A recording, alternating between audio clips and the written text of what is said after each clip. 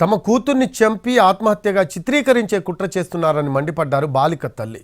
ఈ నెల 8న తన కూతుర్ను విఘ్నేష్ కిడ్నాప్ చేసి తీసుకువెళ్లాడని, ఆ తర్వాత వివాహం చేసుకున్నాడని అన్నారు.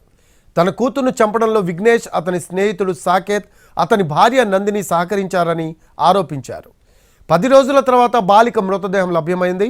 తమ కూతురుకు జరిగిన అన్యాయం మరెవరికి జరగకుండా శిక్షించాలని రమాదేవి డిమాండ్ చేస్తున్నారు.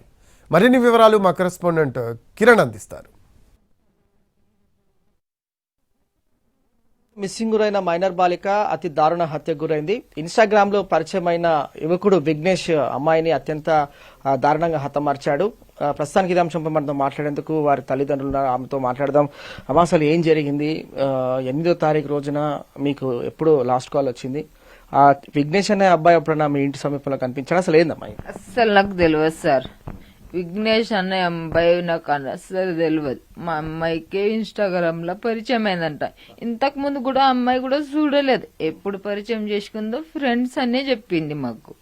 ఇట్లా అని చేసుకుంటా, ఇట్లా చేస్తా అని మాకు అసలు చెప్పలేదు. మా అమ్మాయి ఇట్లా దారుణంగా చేస్తుందని నేను కలలో కూడా కనుక్కోలేదు. నేను ఈ సొంటలు అమ్మాయికి వేరే వాళ్ళకి కాకూడదు. మా అమ్మాయి ఎట్లా చనిపోయింది వానికి కూడా అట్లానే శిక్ష పడాలి. చెత్త ఉట్టిలో పడేశారు కదా, వానికి కూడా ఉరి శిక్ష ఇవ్వాలి సార్. మా అమ్మాయి ఒక్కటేసారి ఫోన్ చేసి మా అమ్మ నీకు వస్తా అని చెప్పింది, రాలేదు. మ్యారేజ్ చేసుకున్నా అని మీకు ఎప్పుడు చెప్పింది? గొడవ తర్వాత ఏమైనా కాల్ చేసిందా? అదే మ్యారేజ్ రోజే చేసింది కాల్. పొద్దున్న కొట్లాడుకున్నారంట. అది కొట్లాడుకున్నప్పుడే నేను అన్న ఇంటికి రా, వదిలేసే బాబు, నీకు నచ్చకపోతే నీకు అది ఇది చేస్తుంటే నచ్చకపోతే వదిలేసి మా ఇంటికి వదిలేసి అన్న. నేను వదిలేస్తా అంటున్నా మమ్మీ, నేను వస్తా అని చెప్పింది. సరే అమ్మ, నేను తాళం చేయి పడక పెడతా, ఇంటికి పనికి పోతున్నాను నేను, మరి నువ్వు రా ఇంటికి అని అన్నా. పోయినాక ఆడ పని చేస్తున్నాను. 3 గంటలకు కాల్ వచ్చింది నాకు. ఆమె కాల్ చేసింది, ఆ అబ్బాయి ఫోన్ నుంచి కాల్ చేసింది. ముందే ఫోన్ పొలగట్టుండేవాడు, చాటింగ్ చేస్తుంది, అట్లా చేస్తుంది, ఇట్లా చేస్తుంది.